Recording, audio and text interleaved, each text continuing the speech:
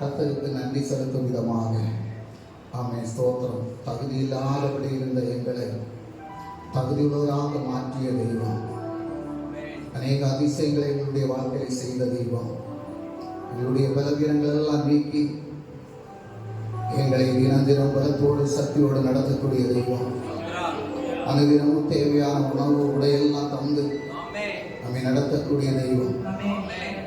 அநேக போராட்டங்கள் வரும்போது, பிரச்சனைகள் வரும்போது, தேவைகள் வரும்போது தெய்வ சமூகத்தில் கதறி அழுத நேரமெல்லாம் எங்களை கரம் பிடித்து தூக்கி கல்வியாக பயன்படுத்தி வந்த தெய்வம், கண்ணின் கண்மணி போல எங்களை பாதுகாத்து நடத்தக்கூடிய தெய்வம், அவர் ஒரு நாளும் எங்களை கைவிடாதபடி நடத்தக்கூடிய எங்களுடைய மீட்பர் என்பதை நாம் அறிந்து கொண்டு இந்த பாடலை பாடி நாம் கர்த்தரை மகிமைப்படுத்தலாம்.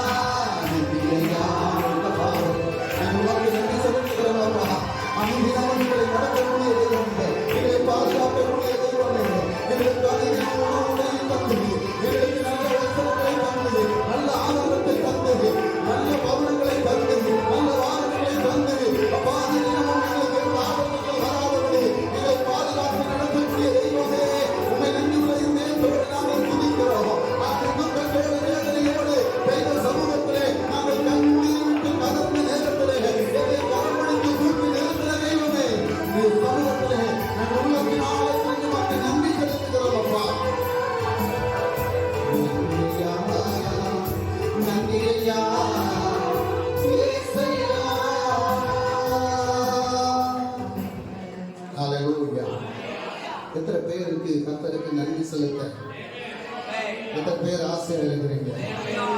ஆமென். எனக்கு அருமையான தெய்வ பிள்ளைகளே, நம்முடைய வாழ்க்கையில கர்த்தர் அநேக அற்புதங்களை செய்திருக்கிறார். ஆமென்.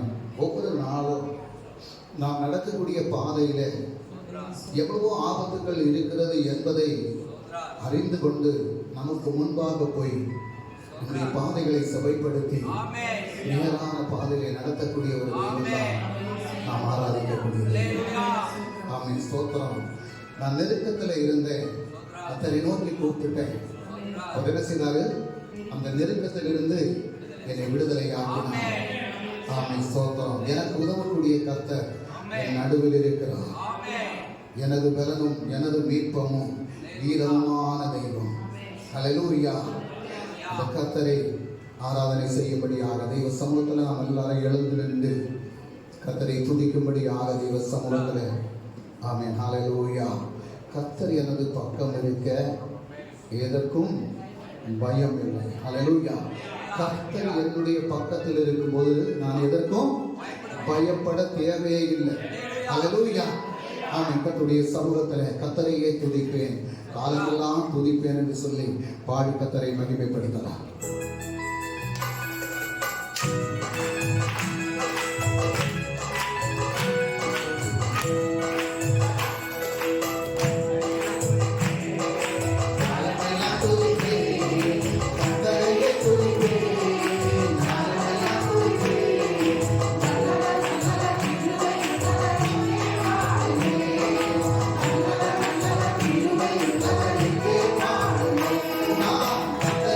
Thank you.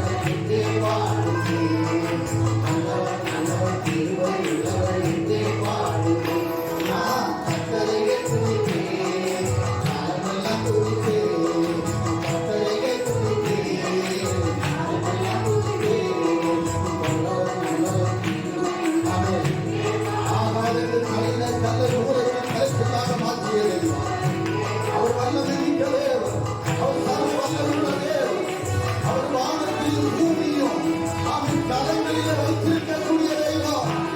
ஹல்லேலூயா. அந்த மகிமை நிறைந்த தெய்வத்தை ஆராதனை செய்யும்போது ஒன்று கூடவாத நம்மை தெரிந்து கொண்ட தெய்வம், அவருடைய கவிதையில் நிறைந்திருக்கக்கூடிய தெய்வம், அவரை துதிக்கும்படியா, அவரை ஆராதனை செய்யும்படியா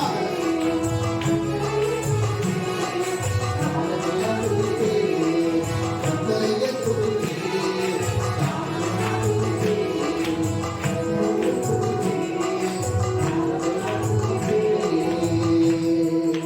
ஹல்லேலூயா. ஹல்லேலூயா. நம்ம எல்லாரும் யார் அப்படின்னா இயேசுவுடைய சேனைகள். அந்த பாடல். ஹல்லேலூயா. மலையாள பாடல் படியா. இயேசுவின் சேனைகள் நாம் ஜெயம் நமக்குண்டல்லோ. ஹல்லேலூயா. நமக்கு ஜெயத்தை தரக்கூடிய ஒரு கர்த்தர். ஹல்லேலூயா. நாம் கஷ்டங்களுடைய மத்தியிலே வரும்போது, வேதனைகளுடைய மத்தியிலே வரும்போது, துக்கங்களுடைய மத்தியிலே வரும்போது, தேவைகளுடைய மத்தியிலே வரும்போது, ஆமென் ஸ்தோத்திரம், நம்மை விடுவிக்கக்கூடிய ஒரு தெய்வம் உண்டு, ஜெயத்தை தரக்கூடிய ஒரு தெய்வம் உண்டு. ஆமென் ஸ்தோத்திரம். உன்னை தொடுகிறவன் என் கண்மணியை தொடுகிறான். ஹல்லேலூயா. உன்னை தொடுகிறவன் என் கண்மணியை தொடுகிறான் என்று சொன்ன ஒரே ஒரு தெய்வம் நாம் ஆராதிக்கக்கூடிய இயேசு மாத்திரமே. அந்த இயேசுவை நாம் ஆராதிக்கும்படியாக இந்த பாடலுடைய வரிகளை உணர்ந்து நாம் பாடணும். ஸ்தோத்திரம். ஆசைக்கு வகை இல்லை என்று நினைக்கின்றா, நின்னை மெனஞ்சவன் நினைக்கொண்டு கூட, நின்னை உருவாக்கின தெய்வம் உன்னோடு கூட உண்டு. ஹல்லேலூயா.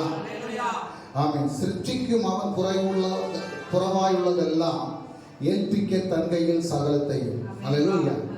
ஆமென்.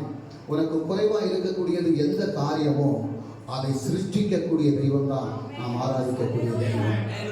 கஷ்டத்தை உண்டு, அது ஸ்திரம் இல்லைன்னு அறியா. ஸ்தோத்திரம். நம்முடைய வாழ்க்கையில் கஷ்டத்தை உண்டு, ஆனால் அது ஸ்திரமான கஷ்டத்தை அல்ல. ஹல்லேலூயா. எல்லா நொடிக்கு நேரம் கொண்டு மாறிவிடும்.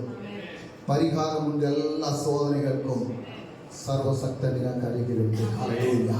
சர்வசக்தனாய தெய்வம் நம்முடைய மத்தியில் உண்டு. ஹல்லேலூயா. ஸ்தோத்திரம். ആ ദൈവത്തെ അവൻ ഹൃദയത്തിന്റെ ആഴത്തിൽ നന്ദി പറഞ്ഞുകൊണ്ട് ആ ദൈവത്തെ നമുക്ക് ആരാധിക്കാം.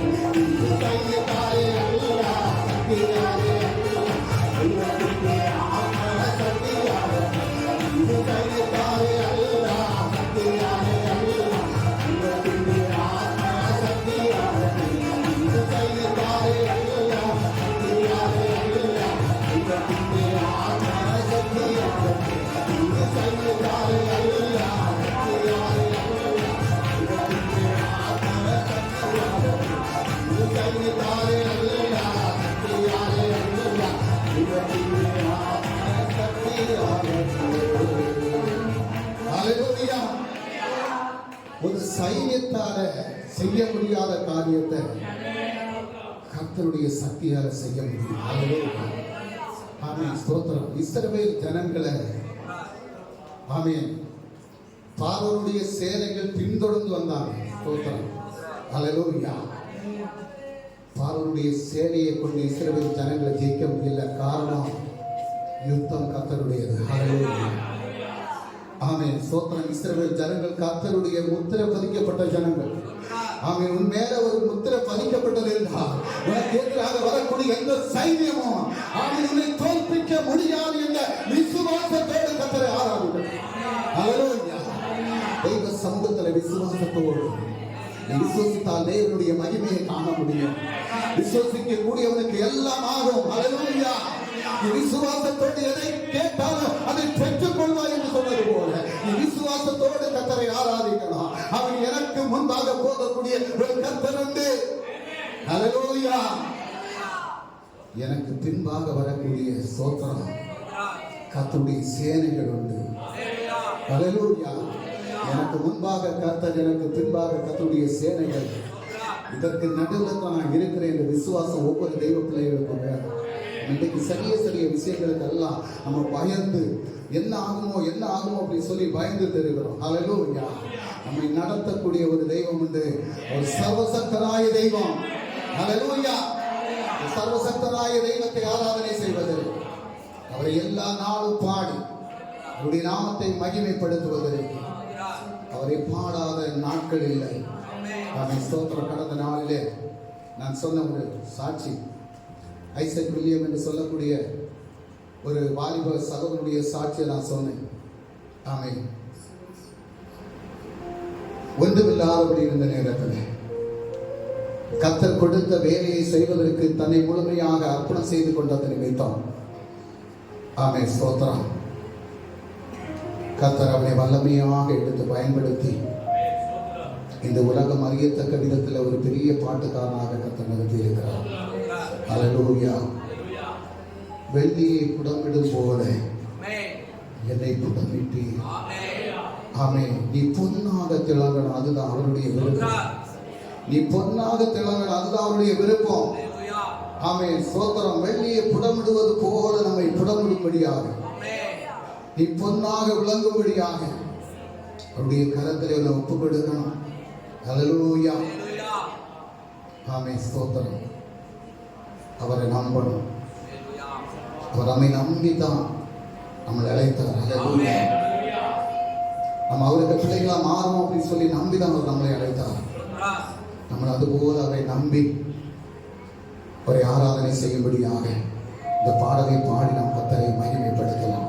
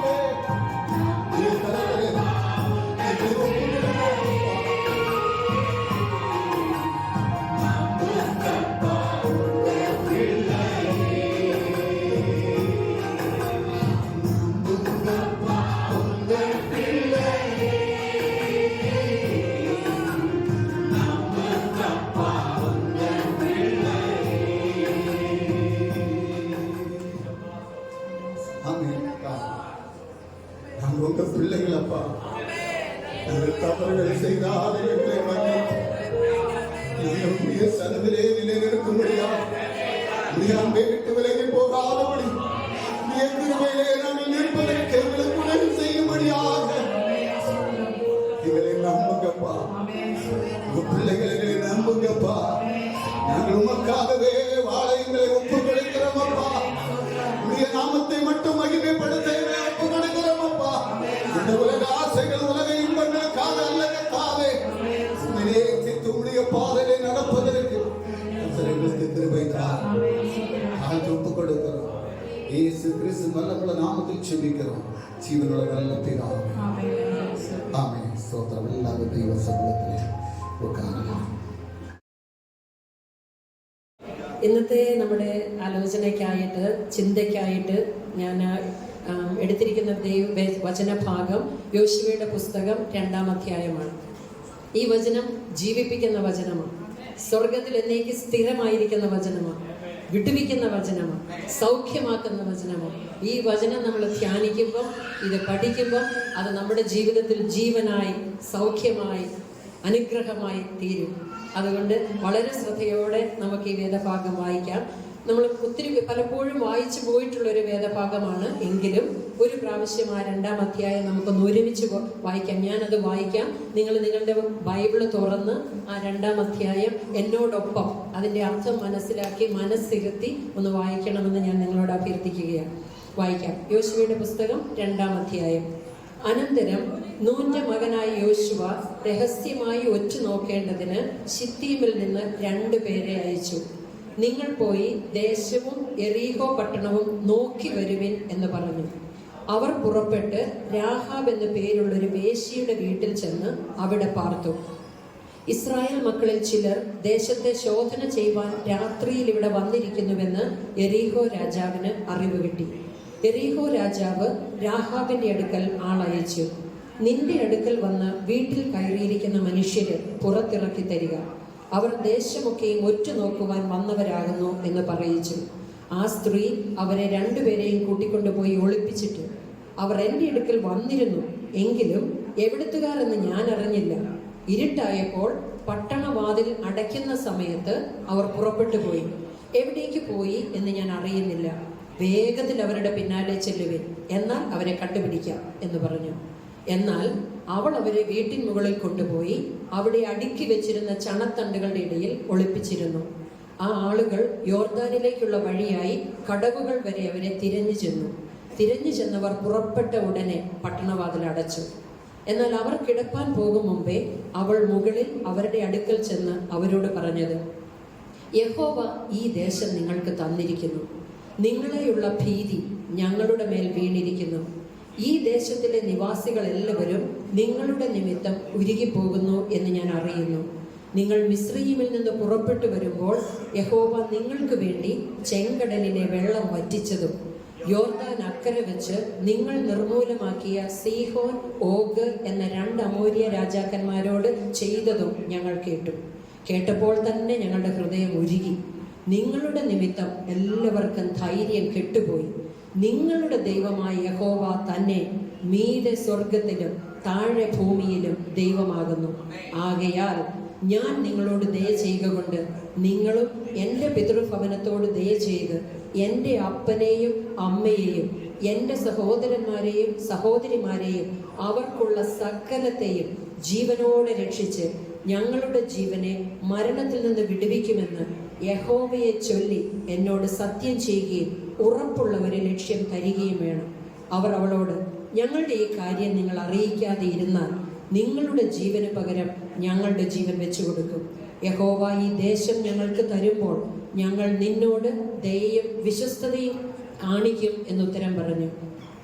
എന്നാറെ അവൾ അവരെ കിളിവാതിലിലൂടെ ഒരു കയറ് കെട്ടി ഇറക്കി. അവളുടെ വീട് കോട്ട മതിലിന്മേലായിരുന്നു. അവൾ മതിലിന്മേൽ പാർത്തിരുന്നു. അവൾ അവരോട്, തിരഞ്ഞു പോയവർ നിങ്ങളെ കണ്ടുപിടിക്കാതിരിക്കേണ്ടതിന് നിങ്ങൾ പർവ്വതത്തിൽ കയറി അവർ മടങ്ങി പോരുവോളം 3 ദിവസം അവിടെ ഒളിച്ചിരിപ്പീൻ. അതിൻ്റെ ശേഷം നിങ്ങളുടെ വഴിക്ക് പോകാം എന്ന് പറഞ്ഞു. അവർ അവളോട് പറഞ്ഞത്, ഞങ്ങൾ ഈ ദേശത്ത് വരുമ്പോൾ നീ ഞങ്ങളെ ഇറക്കിവിട്ട ഈ കിളിവാതിൽക്കൽ ഈ ചുവപ്പ് ചരട് കെട്ടുകയും നിന്റെ അപ്പനെയും അമ്മയെയും സഹോദരന്മാരെയും പിതൃഭവനത്തെയൊക്കെയും നിന്റെ അടുക്കൽ വീട്ടിൽ വരുത്തിക്കൊള്ളുകയും വേണം. അല്ലെങ്കിൽ നീ ഞങ്ങളെ കൊണ്ട് ചെയ്യിച്ച സത്യത്തിൽ നിന്ന് ഞങ്ങൾ ഒഴിവുള്ളവരാകും. ആരെങ്കിലും വീട്ടുവാതിലിന് പുറത്തിറങ്ങിയാൽ അവന്റെ രക്തം അവന്റെ തലമേലിരിക്കും. ഞങ്ങൾ കുറ്റമില്ലാത്തവരാകും. നിന്നോടുകൂടെ വീട്ടിലിരിക്കുമ്പോൾ വല്ലവനും അവന്റെ മേൽ കൈവച്ചാൽ അവന്റെ രക്തം ഞങ്ങളുടെ തലമേലിരിക്കും. എന്നാൽ നീ ഞങ്ങളുടെ കാര്യം അറിയിച്ചാൽ നീ ഞങ്ങളെ കൊണ്ട് ചെയ്യിച്ച സത്യത്തിൽ നിന്ന് ഞങ്ങൾ ഒഴിവുള്ളവരാകും. അതിനവൾ, നിങ്ങൾ പറഞ്ഞതുപോലെ ആകട്ടെ എന്ന് പറഞ്ഞ് അവരെ അയച്ചു. അങ്ങനെ അവർ പോയി. അവൾ ആ ചുവപ്പ് ചരട് കിളിവാതിൽക്കൽ കെട്ടി. അവർ പുറപ്പെട്ട് പർവ്വതത്തിൽ ചെന്നു. തിരഞ്ഞുപോയവർ മടങ്ങിപ്പോരും വരെ 3 ദിവസം അവിടെ താമസിച്ചു. തിരഞ്ഞുപോയവർ വഴിനീളെ അവരെ അന്വേഷിച്ചു, കണ്ടില്ല താനും. അങ്ങനെ അവർ ഇരുവരും പർവ്വതത്തിൽ നിന്നിറങ്ങി അക്കരെ കടന്ന് നൂന്റെ മകനായ യോശുവയുടെ അടുക്കൽ ചെന്ന് തങ്ങൾക്ക് സംഭവിച്ചതൊക്കെയും അവനെ അറിയിച്ചു. യഹോവ ദേശമൊക്കെയും നമ്മുടെ കയ്യിൽ ഏൽപ്പിച്ചിരിക്കുന്നു നിശ്ചയം. ദേശത്തിലെ നിവാസികൾ എല്ലാവരും നമ്മുടെ നിമിത്തം ഉരുകിപ്പോകുന്നു എന്ന് അവർ യോശുവയോട് പറഞ്ഞു. ഈ ഭാഗമാണ് എന്നെ വളരെ ടച്ച് ചെയ്ത, ഒത്തിരി ചിന്തിപ്പിച്ച ഒരു അധ്യായമാണ്. രാഹാബ് എന്നൊരു വേശ്യ ദൈവത്തിന് വേണ്ടി നിൽക്കുന്ന ഒരു ഭാഗമാണ് നമ്മളിപ്പോൾ വായിച്ചത്. ഈ അധ്യായത്തിന്റെ 2-ാം അധ്യായത്തിന്റെ പശ്ചാത്തലം എന്ന് പറയുന്നത്, യഹോവയുടെ ദാസനായ മോശെ 25 ലക്ഷത്തോളം വരുന്ന ഇസ്രായേൽ ജനത്തെ ഈജിപ്തിൽ നിന്ന് വിടുവിച്ച് കനാൻ ദേശത്തേക്ക് കൊണ്ടുപോവുകയാണ്. ആ മോശ മരിച്ചു കഴിഞ്ഞപ്പോൾ മോശയുടെ ശുശ്രൂഷകനായിരുന്ന യോശുവയെ ദൈവം ആ ഉത്തരവാദിത്തം, ആ ലീഡർഷിപ്പ് ഫലമേൽപ്പിച്ചിട്ട് പറഞ്ഞു, നീയും ഈ ജനമൊക്കെയും ഈ യോർദാൻ കടന്ന് അക്കരെ ഞാൻ നിങ്ങളോട് വാഗ്ദത്തം ചെയ്തിരിക്കുന്ന ദേശത്തേക്ക് കടന്നു പോകണം. നീ ഭയപ്പെടണ്ട, ഉറപ്പും ധൈര്യവും ഉള്ളവനായിട്ടിരിക്കുക. ഞാൻ നിന്നോട് കൂടെ ഇരിക്കും. നിങ്ങളുടെ ഉള്ളങ്കാൽ വെക്കുന്ന ദേശമൊക്കെയും ഞാൻ നിങ്ങൾക്ക് അവകാശമായി തരും. കടന്നു പൊക്കൊള്ളാൻ ധൈര്യപ്പെടുത്തി യഹോവ യോശുവയോട് പറയുകയും. അത് കേട്ട യോശുവ പാളയത്തിൽ എല്ലായിടത്തും ആ ന്യൂസ് പരത്തി. നമ്മളോട് യഹോവ പറഞ്ഞു, യോർദാൻ കടന്ന് ആ ദേശം കടന്നുപോയി അവിടെ കൈവശമാക്കണം. 3 ദിവസം കഴിഞ്ഞ് നമ്മൾ അപ്പുറം കടക്കാൻ പോവുകയാണ്. എല്ലാവരും റെഡി ആയിക്കൊള്ളാൻ പാളയത്തിൽ വാർത്ത കൊടുത്തു. എന്നിട്ട് ചെയ്ത കാര്യമാണ് നമ്മളിവിടെ 1-ാം വാക്യത്തിൽ വായിക്കുന്നത്. അനന്തരം നൂന്റെ മകനായ യോശുവ രഹസ്യമായി ഉറ്റുനോക്കേണ്ടതിന് ശിത്തീമിൽ നിന്ന് 2 പേരെ അയച്ചു. വേദപണ്ഡിതന്മാർ പറയുന്നത് ആ 2 പേരെന്ന് പറയുന്നത്, ഒന്ന് കാലേബ്, യോശുവയുടെ ഒപ്പത്തിനൊപ്പം നിന്നിരുന്ന കാലേബ്. 2-ാമത്തെ ആൾ പുരോഹിതനായ എലയാസർ. ഇവരെ 2 പേരെയുമാണ് അയച്ചത് എന്നാണ് വേദപണ്ഡിതന്മാർ പറയുന്നത്. എന്നിട്ട് യോശുവ അവരോട് പറയുകയാണ്, നിങ്ങൾ പോയി ദേശവും എറീഹോ പട്ടണവും നോക്കി വരുവീൻ എന്ന് പറഞ്ഞു. അവർ പുറപ്പെട്ട് രാഹാബ് എന്ന പേരുള്ള ഒരു വേശ്യയുടെ വീട്ടിൽ ചെന്ന് അവിടെ പാർത്തു. അതല്ലല്ലോ യോശുവ അവരോട് പറഞ്ഞത്.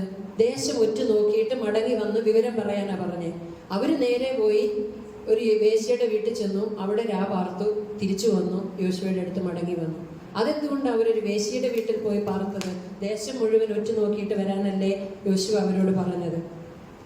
അവിടെ ഈ യഹോവ ഭക്തന്മാരായിരുന്ന അവര് ആ വേശ്യയുടെ വീട്ടിൽ ചെന്ന് പാപം ചെയ്യാൻ പോയതല്ല, ഒരിക്കലും അതിനു വേണ്ടിയല്ല അവിടെ പോയത്. പിന്നെ ആ ദേശത്തെ ഗോസിപ്പല്ല അറിയാനാണോ? ഒരു വേശ്യയുടെ വീട്ടിൽ ചെന്ന സകല ന്യൂസും കിട്ടുമെന്ന് ഓർത്തുകൊണ്ടാണോ അവരങ്ങോട്ട് പോയത്? അവൻ വഴിയില്ല. പിന്നെ എന്തിനാ പോയെ? എങ്ങനെ യുദ്ധം ചെയ്യണം, യുദ്ധത്തിന്റെ പ്ലാൻ എങ്ങനെ ഉണ്ടാക്കണം, ഞങ്ങൾ എങ്ങനെ നിങ്ങളെ തോൽപ്പിക്കാൻ പറ്റുമെന്നുള്ള പ്ലാൻ ചോദിക്കാനാണോ വേശ്യയുടെ വീട്ടിലോട്ട് പോയത്? ഇതൊന്നുമല്ല. പിന്നെ എന്തുകൊണ്ടായിരിക്കും അവരങ്ങനെ പോയത്? അവർ മനഃപൂർവ്വം പോയതല്ല, ദൈവം അവരെ അവിടേക്ക് അയച്ചതാണ്. നമ്മൾ രൂത്തിന്റെ പുസ്തകത്തിൽ വായിക്കുന്നു, ഭാഗ്യവശാൽ രൂത്ത് എലീമേലെക്കിന്റെ കുടുംബക്കാരനായ ബോവസിന്റെ വയലിലായിരുന്നു ചെന്നത്. ബോവസിന്റെ വയലിൽ പോകണം ഓർത്തോണ്ടല്ല രൂത്ത് പോയത്, പക്ഷെ ദൈവം അങ്ങോട്ടാണ് ഗൈഡ് ചെയ്തത്. എന്നതുപോലെ ഇവിടെയും അവര് ദേശം ഒറ്റുനോക്കാനായിട്ട് യോർദാൻ കടന്ന് അക്കരെ ചെന്ന് കഴിഞ്ഞപ്പം ദൈവം അവരെ നയിച്ചത് ഈ രാഹാബിന്റെ ഭവനത്തിലേക്കായിരുന്നു. പിന്നീട് നമ്മൾ ആ അധ്യായം വായിക്കുമ്പോൾ നമുക്ക് മനസ്സിലാകും, ദൈവത്തിന് അതിന് പിന്നിൽ 2 ഉദ്ദേശം ഉണ്ടായിരുന്നു. രാഹാബിനെയും കുടുംബത്തെയും വിടുവിക്കുക എന്നുള്ളൊരു ഉദ്ദേശം ഉണ്ടായിരുന്നു. ഈ ഒറ്റുകാരെ രാജാവിന്റെ കയ്യിൽപ്പെടാതെ ഈ കടന്നുപോയ 2 പേരെ സൂക്ഷിക്കുക എന്ന ദൈവത്തിന്റെ ഉദ്ദേശവും അതിനകത്തുണ്ടായിരുന്നു എന്ന് നമുക്ക് മനസ്സിലാകും. അവിടെ നമ്മൾ കാണുന്നു, ഈ രാഹാബ് ഇസ്രായേൽ മക്കളിൽ, ഈ രാഹാബിന്റെ വീട്ടിൽ ഇവർ ചെന്ന് കഴിഞ്ഞപ്പോൾ വാക്യം 2, ഇസ്രായേൽ മക്കളിൽ ചിലർ ദേശത്തെ ശോധന ചെയ്യുവാൻ രാത്രിയിൽ ഇവിടെ വന്നിരിക്കുന്നുവെന്ന് എറീഹോ രാജാവിന് അറിവ് കിട്ടി. ഒരു വേശ്യയുടെ വീട്ടിൽ ആരൊക്കെയാ വന്നു പോകുന്നതെന്ന് ആരും അന്വേഷിക്കാറില്ല, ആരും ശ്രദ്ധിക്കാറില്ല. ഇനി അഥവാ ആരെങ്കിലും വരുവാണെങ്കിൽ തന്നെ രാത്രിയിൽ ഇരുട്ടിന്റെ മറവ് പറ്റി വന്ന് ഇരുട്ടിന്റെ മറവിലങ്ങ് പോകും. ആരും അറിയത്തില്ല. പക്ഷെ ഇവിടെ നമ്മൾ വായിക്കുന്നു എറീഹോ രാജാവിന് അറിവ് കിട്ടി. അതിന്റെ അർത്ഥം എന്നാ? രാജ്യം മുഴുവൻ, പണ്ട് നമ്മുടെ ഇന്ത്യയിൽ അടിയന്തരാവസ്ഥ കാലത്ത് പോലീസുകാരെ എവിടെ നോക്കിയാലും തിരിഞ്ഞാലും എവിടെ നമ്മൾ നിന്ന് മിണ്ടിയാലും അവർ പോലീസുകാരെ നമ്മളെ കൈയോടെ പൊക്കുവാരെന്ന് പറഞ്ഞതുപോലെ ഈ രാജാവിന്റെ ആൾക്കാരെ രാജ്യം മുഴുവൻ ചാരന്മാരെ ആക്കി വെച്ചിരിക്കുക. അവിടെ എവിടെയെങ്കിലും ഒരു ഈച്ചയെങ്കിലും അനങ്ങിയാൽ വിവരം കൊടുക്കണമെന്ന് എറീഹോ രാജാവ് പറഞ്ഞിരിക്കുക. അതുകൊണ്ട് രാഹാബിന്റെ വീട്ടിൽ ഇവർ വന്നതും രാജാവിന് അപ്പം തന്നെ ന്യൂസ് കിട്ടി. ഉടനെ രാജാവ് എന്ത് ചെയ്തു? എറീഹോ രാജാവ് രാഹാബിന്റെ അടുക്കൽ ആളയച്ചു. നിന്റെ അടുക്കൽ വന്ന് വീട്ടിൽ കയറിയിരിക്കുന്ന മനുഷ്യരെ പുറത്തിറക്കി തരിക, അവർ ദേശമൊക്കെയും ഉറ്റുനോക്കുവാൻ വന്നവരാകുന്നു എന്ന് പറഞ്ഞു. ഇപ്പൊ രാജാവ് വിചാരിച്ചു ഈ രാഹാബിന് വിവരമില്ല, ഒരു കോമൺ സെൻസും ഇല്ല. നമ്മുടെ ശത്രുക്കൾ നമ്മുടെ രാജ്യം നോക്കാൻ വന്നിട്ട് അവരെ വീട്ടിൽ കയറ്റിയിരിക്കുക. അപ്പൊ അതുകൊണ്ട് അവളോട് പറഞ്ഞു, അത് നമ്മുടെ ഫ്രണ്ട്സ് അല്ല, നമ്മുടെ എനിമിയാണ്, ശത്രുക്കളാണ്, അതുകൊണ്ട് നീ അവരെ എനിക്ക് പുറത്തിറക്കി തരണം. നമ്മളോട് ഈ രാജ്യത്തിന്റെ പ്രധാനമന്ത്രി മോദി പറയുക, നിന്റെ വീട്ടിൽ വന്നേക്കുന്നവരെ ഇറക്കി തരണം എന്ന് പറഞ്ഞു കഴിഞ്ഞാൽ നമ്മൾ എന്നെ ചെയ്യും? എടുത്ത് കൈയോടെ പിടിച്ചു കൊടുക്കും. എന്തെങ്കിലും ഒരു പാരിതോഷികവും കൂടെ പ്രതിഫലം കൂടെ കിട്ടിക്കഴിഞ്ഞു കഴിഞ്ഞാൽ നല്ല കാര്യം. പത്രത്തിൽ പിറ്റേ ദിവസം ന്യൂസ് വരും, ഫോട്ടോ സഹിതം വരും.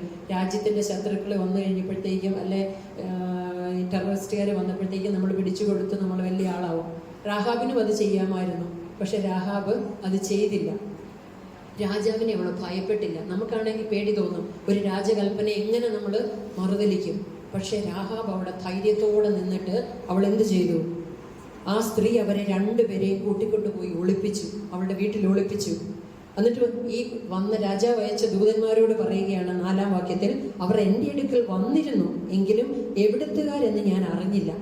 ഇരുട്ടായപ്പോൾ പട്ടണവാതിൽ അടയ്ക്കുന്ന സമയത്ത് അവർ പുറപ്പെട്ടു പോയി. എവിടേക്ക് പോയി എന്ന് ഞാൻ അറിയുന്നില്ല. വേഗത്തിൽ അവരുടെ പിന്നാലെ ചെല്ലുവിൻ, എന്നാൽ അവരെ കണ്ടുപിടിക്കാം എന്ന് പറഞ്ഞു. അപ്പോൾ അവിടെ രാഹാബ് ഒരു പച്ച നുണ പറയുകയാണ്. ആ രാഹാബ് പറഞ്ഞ നുണ അതുപോലെ തന്നെ വചനത്തിൽ പരിശുദ്ധാത്മാവ് എഴുതി വെച്ചിരിക്കുക. എന്തുകൊണ്ടാണ്? രാഹാബ് ഒരു പാപിയാണ്. നുണ പറയുന്ന അവളുടെ സ്വഭാവമാണ്. അവളുടെ ആക്ച്വലി അവളുടെ ആരായിരുന്നു, അവളുടെ സ്വഭാവം എന്തായിരുന്നു എന്ന് അവിടെ പരിശുദ്ധാത്മാവ് വരച്ച് കാണിക്കുക നമ്മളെ.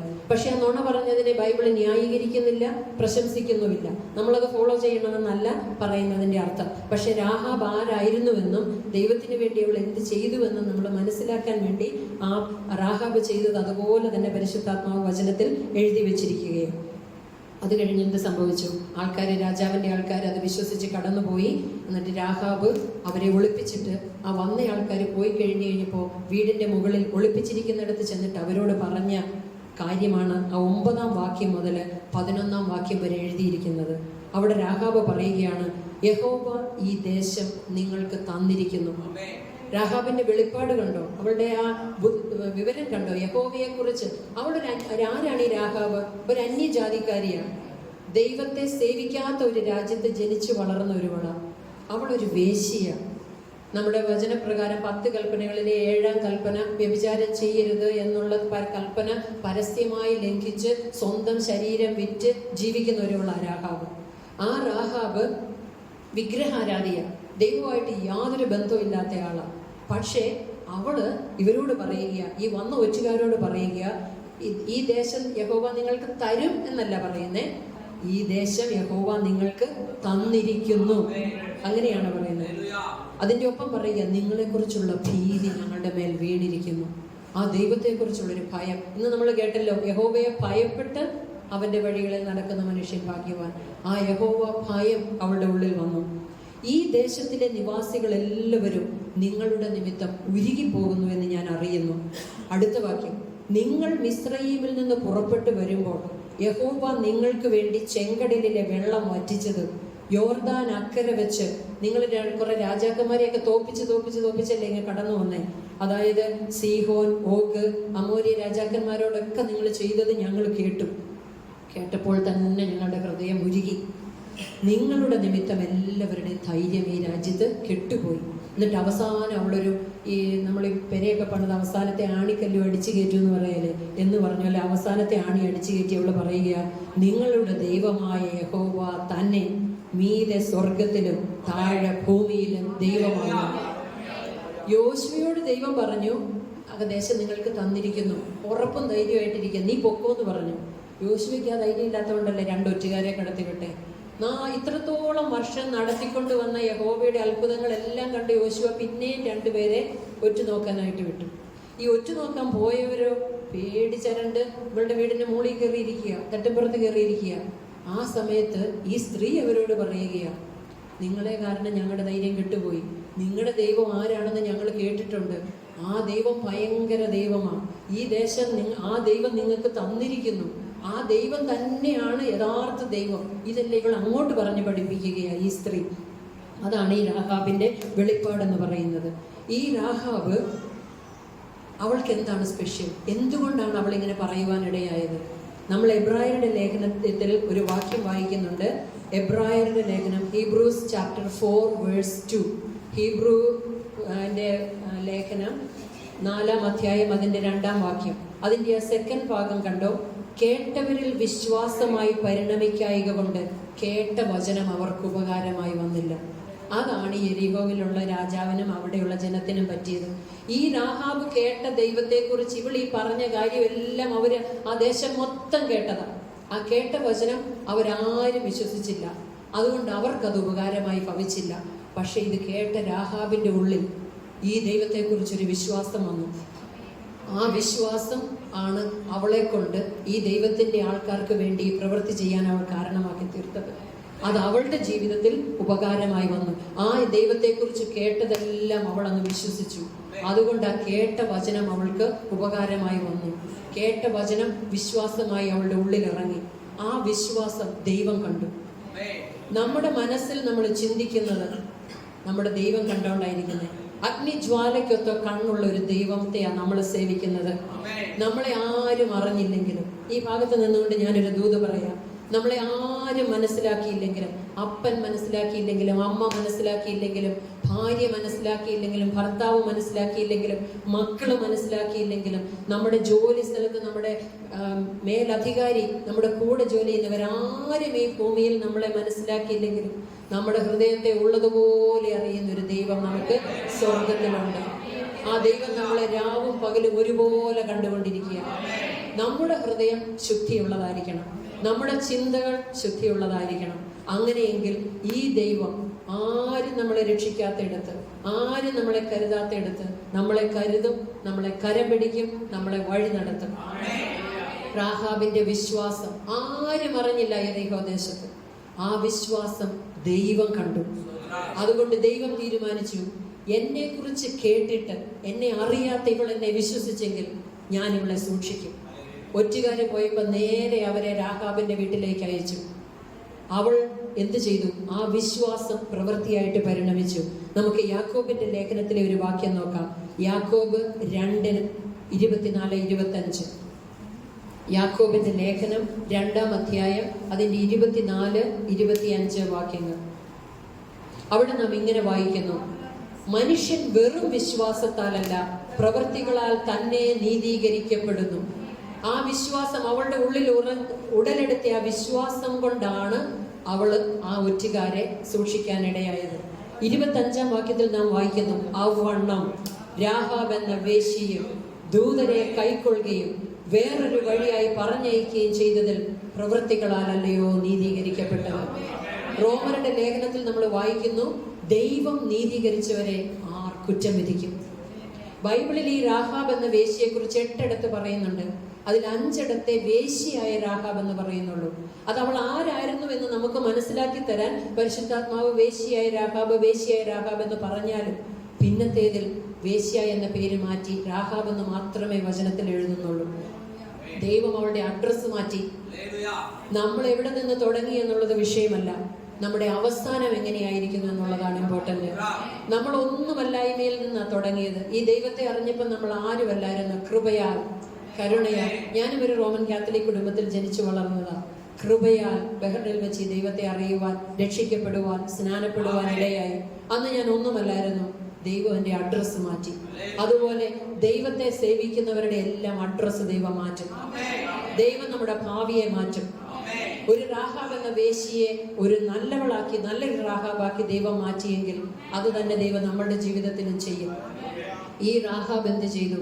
ഉള്ളിൽ വിശ്വാസം വന്നു കഴിഞ്ഞപ്പോൾ ഈ യെരിഹോവിലെ രാജാവിൻ്റെയും ജാതിയരുടെയും പക്ഷത്ത് നിന്ന് മാറി യഹോവയുടെ പക്ഷത്തോട്ട് നിൽക്കാൻ തീരുമാനിച്ചു. അവളുടെ ഉള്ളിലെ തീരുമാനം ദൈവം കണ്ടു. നമ്മുടെ ജീവിതത്തിൽ എടുക്കുന്ന ചെറുതും വലുതുമായ ഓരോ തീരുമാനങ്ങളും ദൈവം കാണും. പ്രാർത്ഥിക്കാൻ എടുക്കുന്ന തീരുമാനം, കൊടുക്കാൻ എടുക്കുന്ന തീരുമാനം. ബൈബിളിൽ പറയുന്നു, വാങ്ങുന്നതിനേക്കാൾ കൊടുക്കുന്നത് ഭാഗ്യമാണ്. കർത്താവ് താൻ പറഞ്ഞിരിക്കുന്നല്ലോ എന്ന പൗലോസ് ലേഖനത്തിൽ എഴുതിയിരിക്കുന്നത്. അപ്പൊ കർത്താവ് പറഞ്ഞ കാര്യം ഇത്, വാങ്ങുന്നതിനേക്കാൾ കൊടുക്കുന്നത് നല്ലതെന്ന് പറഞ്ഞിരിക്കുന്നത്. നമ്മൾ മനസ്സിലെടുക്കുന്ന നമ്മുടെ ഉള്ളിലെടുക്കുന്ന ഓരോ തീരുമാനങ്ങളും ചെറുതും വലുതുമായി ദൈവസന്നിധിയിൽ ദൈവത്തോടുള്ള ബന്ധത്തിൽ എടുക്കുന്ന എല്ലാ തീരുമാനങ്ങൾക്കും ദൈവം കണക്കിടും. ദൈവം കണക്കിട്ടാൽ വചനം പറയുന്നു, ദൈവം പകരം കൊടുക്കുന്നത് കൃപയായിട്ടല്ല കടമായിട്ടത്രേ എന്ന് പറഞ്ഞാൽ അതിന്റെ അർത്ഥം എന്താ? നമ്മൾ എന്തെങ്കിലും ദൈവനാമത്തിൽ ചെയ്താൽ, ഒരു ചെയർ പിടിച്ചിടുന്നതാകാം, കൊയറിൽ പാടുന്നതാകാം, ചായ ഇടുന്നതാകാം, ഒരാളെ കൈപിടിച്ച് നടത്തുന്നതാകാം, ഒരാളെ പോയി പിക്ക് ചെയ്തുകൊണ്ട് വരുന്നതാകാം, കൊണ്ടുപോയി വിടുന്നതാകാം. ഇതൊന്നും ചെയ്യാൻ പറ്റാത്തവര് ഒരു മണിക്കൂർ ഇരുന്ന് മറ്റുള്ളവരുടെ വിഷയങ്ങൾക്ക് വേണ്ടി ഇടിവിൽ നിന്ന് ആത്മാർത്ഥതയോടെ പ്രാർത്ഥിക്കുന്നതാകാം. ജോലി സ്ഥലത്ത് ആത്മാർത്ഥതയോടെ ദൈവത്തിന് എന്ന വണ്ണം ജോലി ചെയ്യുന്നതാകാം. ചിലപ്പോൾ നമുക്ക് ജോലി സ്ഥലത്തൊക്കെ നന്നായിട്ട് ഉഴപ്പാം. പക്ഷെ നമ്മുടെ മുതലാളി അറിയത്തില്ല. 5 പൈസ നമ്മുടെ സാലറിയിൽ നിന്ന് കുറയത്തില്ല. പക്ഷേ കാണുന്ന ഒരു ദൈവമുണ്ട്. ചിലപ്പോൾ നമ്മുടെ മേലധികാരി നമുക്ക് ബോണസ് തന്നില്ലെന്ന് വരും. അവർ ചിലപ്പോൾ നമ്മളോടൊരു അപ്രീഷിയേഷൻ പറഞ്ഞില്ലെന്നിരിക്കും. ചിലപ്പം പാസ്റ്റർ നമ്മളെ ഒന്ന് അപ്രീഷിയേറ്റ് ചെയ്തില്ലെന്നിരിക്കും, മറന്നുപോയെന്നിരിക്കും. പക്ഷെ മനുഷ്യൻ മറന്നാലും മറക്കാത്ത ഒരു ദൈവമാണ്. ഇതെല്ലാം കാണുന്ന ദൈവം മുകളിലിരുന്ന് ചിന്തിക്കുന്നതിനറിയാമോ? എൻ്റെ പൈതൽ അല്ലെങ്കിൽ അവൻ ഇത്രയും ആത്മാർത്ഥതയോടെ ചെയ്യുന്നു, എനിക്ക് വേണ്ടി നിൽക്കുന്നു, ഞാൻ എന്ത് പകരം കൊടുക്കും? കടമായിട്ട് ദൈവം കണക്കിടുന്നതെന്ന് വചനം പറയുന്നു. ദൈവം ആർക്കും കടക്കാരനായിട്ടിരിക്കില്ല. പലിശ സഹിതം മടക്കി തരും. ചെയ്യുന്നതിനെല്ലാം ഇന്നല്ലെങ്കിൽ നാളെ ദൈവം പലിശ സഹിതം മടക്കി തരും. അതുകൊണ്ട് ദൈവനാമത്തിൽ നമ്മൾ ചെയ്യുന്നതെല്ലാം ആവോളം ശക്തിയോടെ ചെയ്യണം. നാളത്തെ ദിവസം നമ്മുടേതാണോ എന്നറിയത്തില്ല. ഇന്നത്തെ ദിവസം എനിക്ക് എന്ത് ചെയ്യാൻ പറ്റും? അതാണ് നമ്മൾ ചിന്തിക്കേണ്ടത്. ഒരു നല്ല വാക്ക്, മറ്റൊരാളെ നോക്കി ഒരു നല്ല ചിരി, ഗോഡ് ബ്ലെസ് യു എന്നൊരു വാക്ക്. അനുഗ്രഹിക്കാൻ വിളിക്കപ്പെട്ടവരാണ് നമ്മൾ. ഒരു ഓട്ടോറിക്ഷ വിളിച്ചാലും അയാൾ നമ്മളെ വിളിച്ചെടുത്ത് നിന്ന് നമ്മളെ വേണ്ടയെടുത്ത് കൊണ്ടുവന്ന് വിട്ട് കഴിയുമ്പോൾ പൈസ കൊടുക്കുന്നതൊപ്പം പറയണം, ദൈവം അനുഗ്രഹിക്കട്ടെ. അയാളുടെ അന്നത്തെ ജീവിതം അന്നത്തെ ദിവസം അനുഗ്രഹിക്കപ്പെടും. നമ്മൾ ദൈവമക്കളായതുകൊണ്ട്, നമ്മൾ അനുഗ്രഹിക്കാൻ വിളിക്കപ്പെട്ടവരായതുകൊണ്ട് അയാളുടെ ജീവിതം അനുഗ്രഹിക്കപ്പെടും. അതാണ് ഈ രാഹാബ് ചെയ്തത്. രാഹാബിന്റെ വിശ്വാസം പ്രവൃത്തിയായി പരിണമിച്ചു. രാഹാബ് തീരുമാനിച്ചു, ഞാൻ ഈ ജാതീയ പക്ഷത്ത് നിന്ന് മാറി ദൈവത്തിന്റെ പക്ഷത്ത് നിൽക്കും. 2 പക്ഷമേ ഉള്ളൂ, പിശാചിന്റെ പക്ഷവും ദൈവത്തിന്റെ പക്ഷവും. 2 സ്ഥലമേ ഉള്ളൂ, സ്വർഗവും നരകവും. 2 നിത്യതയേ ഉള്ളൂ, ഒന്നുകിൽ നിത്യജീവൻ അല്ലെങ്കിൽ നിത്യമരണം. തെരഞ്ഞെടുക്കുന്നത് ഇവിടെ വെച്ചാൽ, ഈ ഭൂമിയിൽ വെച്ചാൽ. നമ്മളാ തീരുമാനിക്കുന്നത് നമ്മുടെ അവസാനം എങ്ങനെയായിരിക്കണമെന്നും എവിടെയായിരിക്കണമെന്നും. ദൈവത്തിന് നാം ചെയ്യുന്നതെല്ലാം കണക്കിട്ട് ദൈവം നമ്മെ അനുഗ്രഹിക്കാൻ ഇടയായി തീരും. അങ്ങനെ ഈ രാഹാബ് ദൈവത്തിന് വേണ്ടി നിൽക്കുവാൻ, ദൈവത്തിന്റെ ആൾക്കാരെ സംരക്ഷിക്കുവാൻ തീരുമാനിക്കുകയാണ്. നമ്മൾ മത്തായിയുടെ സുവിശേഷത്തിൽ ഒരു വാക്യം കൂടെ ഞാനൊന്ന് നിങ്ങളുടെ ശ്രദ്ധയിൽ കൊണ്ടുവരുവാൻ ആഗ്രഹിക്കുക. മത്തായിയുടെ സുവിശേഷം 21-ാം അധ്യായം 31-ാം വാക്യം. നമ്മൾ പലപ്പോഴും വിചാരിക്കും, ഞാനാണ് ഭൂമിയിലെ ഏറ്റവും വലിയ ആള്, ഞാനാണ് ദൈവത്തെ അറിഞ്ഞത്, രക്ഷിക്കപ്പെട്ടത്, സ്നാനപ്പെട്ടത്, മറ്റുള്ളവരൊന്നും സ്വർഗത്തിൽ പോകത്തില്ല എന്ന് നമ്മൾ വിചാരിക്കും. കർത്താവ് തന്നെ പറഞ്ഞു, മത്തായിയുടെ സുവിശേഷം 21-ാം അധ്യായം 31-ാം വാക്യം. യേശു അവരോട് പറഞ്ഞു, ചുങ്കക്കാരും വേശ്യമാരും നിങ്ങൾക്ക് മുൻപായി ദൈവരാജ്യത്തിൽ കടക്കുന്നുവെന്ന് സത്യമായിട്ട് ഞാൻ നിങ്ങളോട് പറയുന്നു. നമ്മളെ തന്നെ നീതീകരിക്കരുത്. നമ്മൾ അറിയാത്തവര്, നമ്മൾ പലപ്പോഴും ഇന്നയാള്, നമ്മൾ സ്വർഗത്തിൽ ചെന്ന് കഴിയുമ്പം നമ്മൾ അത്ഭുതപ്പെട്ടു പോകും. നമ്മൾ അവിടെ കാണുമെന്ന് വിചാരിച്ച പലരും അവിടെ കാണുകയില്ല. അവരുടെ ഉള്ളു കണ്ട ദൈവം, അവരിലെ നിഷ്കളങ്കതയില്ലായ്മ, അവരിലെ കാപട്യം കണ്ട ദൈവം അവരെ തള്ളിക്കളഞ്ഞു. പക്ഷെ നമ്മൾ ഇന്നയാളൊന്നും ഒരു കാലത്ത് സ്വർഗത്തിൽ പോകുകയല്ലെന്ന് വിചാരിച്ചവരൊക്കെ അവിടെ കാണും. അവരുടെ ഉള്ളു കണ്ട ദൈവം. രാഹാബിനെ പോലെ അവർക്ക് മാർക്കിടുന്നത് ദൈവമാണ്. നമ്മൾ വിചാരിക്കുന്നവരല്ല സ്വർഗത്തിൽ കാണുന്നത്. സ്വർഗത്തിൽ നമ്മൾ ചെന്ന് കഴിയുമ്പോൾ ശരിക്കും നമ്മൾ ഷോക്ക് അടിച്ചു പോകും. ചെന്നാൽ നമ്മൾ ചെല്ലണമെന്ന് ആദ്യം നമ്മൾ ഉറപ്പ് വരുത്തണം. അപ്പോൾ കർത്താവ് തന്നെ പറഞ്ഞു, നമുക്ക് മുമ്പേ ചുങ്കക്കാരും വേശ്യകളും സ്വർഗരാജ്യത്തിൽ പ്രവേശിക്കുമെന്ന്. അതിനൊരു ഉത്തമ ഉദാഹരണമാണ് ഈ രാഹാബ്. പിതാവും പുത്രനും ഒരുപോലെ വേശ്യകളെ സ്നേഹിച്ചിരുന്നു. പഴയ നിയമത്തിൽ യഹോവ ഈ രാഹാബ് എന്ന വേശ്യയ്ക്ക് വേണ്ടി നിന്നു. പുതിയ നിയമത്തിൽ പുത്രൻ മഗ്ദലനക്കാരത്തി മറിയയ്ക്ക് വേണ്ടി നിന്നു. അവളൊരു വേശ്യയായിരുന്നു. അവളെ വിളിച്ച് വേർതിരിച്ച് അവളുടെ ഉള്ളു കണ്ട കർത്താവ് അവളെ രക്ഷിക്കുവാൻ ഇടയായി തീർന്നു. അതുപോലെ നാമും വിചാരിക്കണം, നമ്മൾ ആരെയും മാർക്കിടരുത്. ഇന്നവരൊന്നും സ്വർഗത്തിൽ വരത്തില്ല, ഇന്നവരൊന്നും നല്ലവരല്ല, അതൊക്കെ ദൈവം ചെയ്തോളും. നമ്മൾ നമ്മുടെ കാര്യം മേക്ക് ഷുവർ ചെയ്യുക. നമ്മൾ എങ്ങനെയായി ഏത് വിധേയനെയും നിത്യതയിൽ പ്രവേശിക്കണമെന്ന് നമുക്കൊരു ആഗ്രഹമുണ്ടാവണം. അത് നമ്മൾ ഉറപ്പ് വരുത്തണം. ഇതിന് താഴേക്ക് നമ്മൾ വായിക്കുമ്പോൾ ഈ വെളിപ്പാടെല്ലാം കഴിഞ്ഞിട്ട് അവൾ ആ വന്ന ഒറ്റുകാരോട് പറയുകയാണ്, എന്നെയും എൻ്റെ കുടുംബത്തെയും നിങ്ങൾ ഓർക്കണം. അവൾ ഒരിക്കലും അവൾക്ക് വേണ്ടിയിട്ടല്ല, അവൾക്ക് എൻ്റെ കാര്യം ചിന്താവാന്നല്ല അവൾ പറഞ്ഞ്, എന്നെ രക്ഷിക്കണമെന്നല്ല പറഞ്ഞ്. അവൾ എന്ത് പറഞ്ഞു? എന്നെ, എൻ്റെ അപ്പനെ, എൻ്റെ അമ്മയെ, എൻ്റെ സഹോദരന്മാരെ, സഹോദരിമാരെ, അവർക്കുള്ളതിനെ എല്ലാം മാക്സിമം അവൾ അങ്ങ് റൗണ്ട് ചെയ്തിങ്ങ് പിടിച്ചു. എനിക്കുള്ളതിനെ എല്ലാവരെയും നിങ്ങൾ സൂക്ഷിക്കണം, ഞങ്ങളോട് കരുണ ചെയ്യണം എന്ന് അവൾ പറയുക. തൻ്റെ കുടുംബത്തിന് വേണ്ടിയിട്ട് അവൾ ഇടിവിൽ നിന്നു. നോഹയുടെ കാലത്ത്, പ്രളയത്തിൻ്റെ സമയത്ത് പെട്ടകത്തിൽ കിടക്കുന്നവരായിരുന്നു രക്ഷിക്കപ്പെടുന്നത്, അല്ലേ? ആ ഭൂമിയിലുള്ള ആരും രക്ഷപ്പെടത്തില്ല. രക്ഷപ്പെടണമെങ്കിൽ ഒറ്റ മാർഗമുള്ളൂ, ആ പെട്ടകത്തിനകത്ത് കയറണം. പെട്ടകത്തിനകത്ത് കയറിയവരെ രക്ഷപ്പെടുകയും ചെയ്തു. ഇവിടെ ഈ ഒറ്റുകാർ ഇവളോട് പറയുകയാണ്, ഞങ്ങൾ മടങ്ങി വരുമ്പോൾ ചുവപ്പ് നൂല് നിന്റെ കിളിവാതിലിൽ കെട്ടണം. നിനക്ക് ആരെയൊക്കെ രക്ഷിക്കണമെന്നുണ്ടോ അവരെ എല്ലാം കൊണ്ടുവന്ന് നിന്റെ വീട്ടിനകത്ത് കയറ്റണം. അപ്പൊ ഈ യെറീഹോ ദേശത്ത് രക്ഷപ്പെടണമെന്നുള്ളൊരു ഈ ഒറ്റ വീടേ ഉള്ളൂ. ഈ ഒറ്റ വീടിനകത്ത് കയറുന്നവരെല്ലാം രക്ഷപ്പെടും, അല്ലാത്തവരെല്ലാം ഇവർ നിർമൂലമാക്കി കളയും, കൊന്നുകളയും. അപ്പോൾ ഓർത്ത് നോക്കിക്കേ, ഇന്നത്തെ കാലത്ത് നമ്മൾ ഇത് കമ്പയർ ചെയ്ത് പഠിക്കുമ്പോൾ സഭയ്ക്കകത്ത് കയറുന്നവർ മാത്രമേ രക്ഷിക്കപ്പെടത്തുള്ളൂ. ഒരു പടി കൂടെ കടന്നു പറഞ്ഞാൽ കർത്താവിൻ്റെ നിർമ്മല കന്യകയായ സഭയ്ക്കുള്ളിൽ കയറുന്നവർ മാത്രമേ രക്ഷിക്കപ്പെടത്തുള്ളൂ. അതിന് പുറത്ത് നിൽക്കുന്ന ഈ ലോകത്തിലുള്ള എല്ലാവരും കർത്താവിൻ്റെ വരവിങ്കൽ നഷ്ടപ്പെട്ടു പോകും. അപ്പം നമ്മുടെ ഉത്തരവാദിത്വം എന്നാ? റാഹാബ് പറഞ്ഞതുപോലെ ഇടിവിൽ നിന്ന് പ്രാർത്ഥിക്കുക, എൻ്റെ ദൈവമേ, എൻ്റെ അപ്പനെ, എൻ്റെ അമ്മയെ, എൻ്റെ സഹോദരന്മാരെ, എൻ്റെ സഹോദരിമാരെ, എനിക്കുള്ളവരെ എല്ലാം ഈ സഭയ്ക്കകത്ത് എൻ്റെ ദൈവം ഒന്നാക്കി തരണേ. ഇത് മാത്രമേ ഉള്ളൂ. ഈ പെട്ടകമേ രക്ഷപ്പെടത്തുള്ളൂ കർത്താവ് വരുമ്പോൾ. ഇതിനകത്തുള്ളവർ മാത്രമേ നിത്യതയിൽ പോകത്തുള്ളൂ. അപ്പം നമ്മുടെ ഉത്തരവാദിത്വം എന്നാ? ഈ ലോകത്തോട് മുഴുവൻ നോഹ ഒത്തിരി വിളിച്ചു പറഞ്ഞു, വെള്ളപ്പൊക്കം വരുന്നു, പ്രളയം വരുന്നു, പ്രളയം വരുന്നു എന്ന് പറഞ്ഞതുപോലെ നമ്മളും വിളിച്ചു പറയണമെന്നും, കർത്താവ് വരാറായി, കർത്താവ് വരാറായി, ഇതിനകത്ത് സഭയ്ക്കകത്ത് വാ, സഭയ്ക്കകത്ത് വാ, ഇതിനകത്തുള്ളവർ മാത്രമേ രക്ഷപ്പെടുത്തുള്ളൂ എന്ന് മനുഷ്യരോട്, ജനത്തോട് വിളിച്ചു പറയുക എന്നുള്ളതാണ് നമ്മുടെ ഉത്തരവാദിത്തം. അത് നാം മറന്നു പോകരുത്. വിശ്വാസ വീരന്മാരുടെ പട്ടിക പറയുന്ന അധ്യായമാണ് എബ്രായരുടെ ലേഖനം 11-ാം അധ്യായം.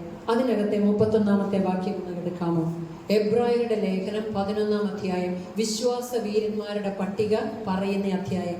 അവിടെ ഹാബേൽ മുതൽ ഇങ്ങനെ പറയുകയാണ്, വിശ്വാസത്താൽ ഹാബേൽ, വിശ്വാസത്താൽ നോഹ, വിശ്വാസത്താൽ അബ്രഹാം, വിശ്വാസത്താൽ ഇസ്ഹാക്ക്, വിശ്വാസത്താൽ യാക്കോബ്, ഇങ്ങനെ പറഞ്ഞു വന്ന് വിശ്വാസത്താൽ മോശെ എന്ന് പറഞ്ഞു കഴിഞ്ഞ് പിന്നെ ആരുടെ പേരാ പറയണ്ടേ? പറയേണ്ടത് യോശുവയുടെ പേരായിരുന്നു, അല്ലേ? കാലേബിന്റെ പേരായിരുന്നു. ആ ഓർഡറിലല്ലേ വിശ്വാസത്താൽ വിശ്വാസത്താൽ വിശ്വാസത്താൽ എന്ന് പറഞ്ഞു വരണ്ടേ? പക്ഷേ വിശ്വാസത്താൽ മോശെ എന്ന് പറഞ്ഞു കഴിഞ്ഞ് വിശ്വാസത്താൽ യോശുവ നമ്മളോട് കാണുന്നില്ല. പകരം ആരുടെ പേരാ പരിശുദ്ധാത്മാവ് എഴുതി വെച്ച്? റാഹാബിന്റെ പേര് എഴുതി വെച്ച്. ഒന്ന് ഓർത്ത് നോക്കിക്കേ, ഒരു ജാതീയ സ്ത്രീ കർത്താവിനെ അറിഞ്ഞു കഴിഞ്ഞപ്പോൾ പരിശുദ്ധാത്മാവ് അവളുടെ പേര് എഴുതി വെച്ചിരിക്കുക. എബ്രായർ 11-ൽ വിശ്വാസത്താൽ റാഹാബ് എന്ന വേശ്യ ഒറ്റുകാരെ സമാധാനത്തോടെ കൈക്കൊണ്ട് അവിശ്വാസികളോടുകൂടെ നശിക്കാതിരുന്നു. അതാണ് നമ്മൾ ചെയ്യേണ്ടത്. നമ്മൾ വിശ്വാസത്താൽ ഈ ദൈവത്തോട് മാറ്റി നിന്നിട്ട് അവിശ്വാസികളോടുകൂടെ നശിക്കാതിരിക്കാൻ നാം സൂക്ഷിക്കണം. എത്ര കൃത്യമായിട്ട് പരിശുദ്ധാത്മാവ് അവിടെ എഴുതി വെച്ചിരിക്കുന്നത്. അബ്രഹാമിന്റെയും ഇസ്ഹാക്കിന്റെയും യാക്കോബിന്റെയും ദൈവം എന്ന് വിളിക്കപ്പെടുന്ന ദൈവം റാഹാബിന്റെ ദൈവം എന്ന് വിളിക്കപ്പെടാൻ ലജ്ജിച്ചില്ല. അങ്ങനെയാണെങ്കിൽ നമ്മുടെ ദൈവം എന്ന് വിളിക്കപ്പെടാനും ഈ ദൈവം ലജ്ജിക്കാൻ ഇടയായി തീരരുത്. സ്വർഗത്തിന്റെ സ്റ്റാൻഡേർഡ് അനുസരിച്ച് വേണം നമ്മൾ ജീവിക്കാൻ. ഈ വചനം അനുസരിച്ച് വേണം ജീവിക്കാൻ. എൻ്റെയും നിങ്ങളുടെയും ദൈവമെന്ന് പറയാൻ ദൈവം ഒരിക്കലും ലജ്ജിക്കാൻ ഇടയായി തീരരുത്. അങ്ങനെ റാഹാബ് തൻ്റെ കുടുംബത്തിന് വേണ്ടി ഇടിവിൽ നിന്നു. അവൾക്ക് അവളുടെ കുടുംബത്തെ രക്ഷിക്കണമെങ്കിൽ ആ രക്ഷ ചുമ്മാ ഇങ്ങ് വരത്തില്ല. അവർ 2 കണ്ടീഷൻ വെച്ചു. 1, ചുവപ്പ് നൂൽ നിന്റെ കിളിവാതിലിൽ കെട്ടണം. 2, നിനക്ക് വേണ്ടവരെ എല്ലാം വിളിച്ച് വീട്ടിനകത്ത് കയറ്റിക്കണം. ആരെങ്കിലും പുറത്തായിരുന്നാൽ അവർ നശിച്ചു പോകും, ഞങ്ങൾ ഉത്തരവാദികളല്ല. അവരത് വളരെ ക്ലിയർ ആയിട്ട് പറഞ്ഞു. ഇത് തന്നെയാണ് 2 കണ്ടീഷനാണ് നമുക്കും. ഹൃദയം കൊണ്ട് കർത്താവിൽ വിശ്വസിക്കണം, വായ് കൊണ്ട് ഏറ്റു പറയണം. ദൈവം അവനെ മരിച്ചവരിൽ നിന്ന് ഉയർപ്പിച്ചു എന്ന് ഹൃദയത്തിൽ വിശ്വസിക്കുകയും നാവ് കൊണ്ട് ഏറ്റിച്ച് പറയുകയും ചെയ്തു കഴിഞ്ഞാൽ നാം രക്ഷിക്കപ്പെടും. രക്ഷ സ്വതവേ ഇങ്ങ് വന്നു കയറുകയല്ല. റാഹാബ് ചെയ്തതുപോലെ നമ്മളും ആ 2 സ്റ്റെപ്പ് ചെയ്താൽ മാത്രമേ നമ്മളും രക്ഷിക്കപ്പെടുകയുള്ളൂ. ഇനി ഇതെല്ലാം കഴിഞ്ഞു. അവർ യുദ്ധത്തിന് വന്നു. അവർ ഈ രാജ്യം കീഴടക്കി. യോശുവ അവർക്ക് ന്യായാധിപതിയായി തീർന്നു. നമ്മൾ കർത്താവുമായിട്ട് യോശുവയെ കമ്പയർ ചെയ്യുമ്പോൾ യോശുവ ഇവരുടെ ദേശത്ത് വന്നു, ആ ദേശത്തെ കീഴടക്കി. ആ ദേശത്തിലുള്ള സകല ജനങ്ങൾക്കും അവനൊരു ന്യായാധിപതിയായിരുന്നപ്പോൾ ഈ റാഹാബിനും കുടുംബത്തിനും അവനൊരു രക്ഷകനായിരുന്നു. അങ്ങനെ തന്നെയാണ് കർത്താവിനി വരുമ്പോഴും ഈ ലോകത്തിലുള്ള സകല ജനങ്ങൾക്കും കർത്താവ് ഒരു ന്യായാധിപതിയായിരിക്കുമ്പോൾ നമുക്ക് ദൈവത്തെ അറിഞ്ഞ ദൈവമക്കൾക്ക് കർത്താവിൻ്റെ വരവെങ്കിൽ കർത്താവ് നമുക്ക് രക്ഷകനാണ്. നമ്മളെ ചേർക്കാനാണ് നമ്മുടെ കർത്താവ് വരുന്നത്. ദൈവം ഈ റാഹാബിന് വേണ്ടി എന്ത് ചെയ്തു? നമ്മൾ ആ സംഭവം താഴോട്ട് പഠിക്കുമ്പോൾ നമ്മൾ കാണുന്നു, മോശ എത്ര വലിയ ശക്തനായ ലീഡറായിരുന്നു. ഈ മോശ പോലും കാനാൻ ദേശം കണ്ടില്ല. അതിനു മുൻപേ മോശയെ ദൈവം എടുത്തു. മോശ കാണാത്ത കാനാൻ ദേശത്ത് ദൈവം ഈ റാഹാബിനെ കൊണ്ടുപോയി കുടുംബമായി പാർപ്പിച്ചു. എത്ര വലിയ ഭാഗ്യമാണ്! മോശയ്ക്ക് കിട്ടാത്ത ഭാഗ്യം റാഹാബിന് കിട്ടി. അവളും കുടുംബവും കാനാൻ ദേശത്ത് ഇവരുടെ ഒപ്പം പോയി പാർക്കുവാൻ ഇടയായി തീർന്നു. അതൊന്ന്, ദൈവം അനേക കാര്യങ്ങൾ റാഹാബിന്റെ ജീവിതത്തിൽ ചെയ്തു. 2, അവളുടെ ഈ കുടുംബത്തിന്റെയും ഉത്തരവാദിത്വം മുഴുവൻ യഹോവ ഏറ്റെടുത്തു. ഞാനും നിങ്ങളും ദൈവത്തിന് വേണ്ടി നിന്നാൽ നമ്മുടെയും കുടുംബത്തിന്റെയും മുഴുവൻ ഉത്തരവാദിത്വം സ്വർഗത്തിലെ ദൈവം ഏറ്റെടുക്കും.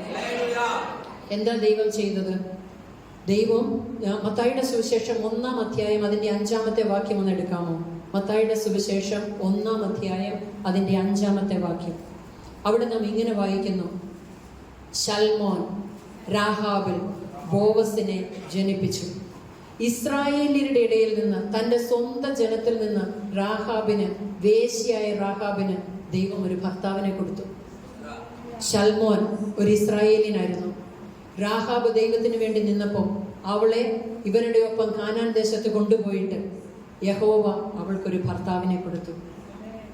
അവളുടെ കാര്യം ദൈവം ഏറ്റെടുത്തു. അവിടെ കൊണ്ട് തീർന്നോ? ഇല്ല.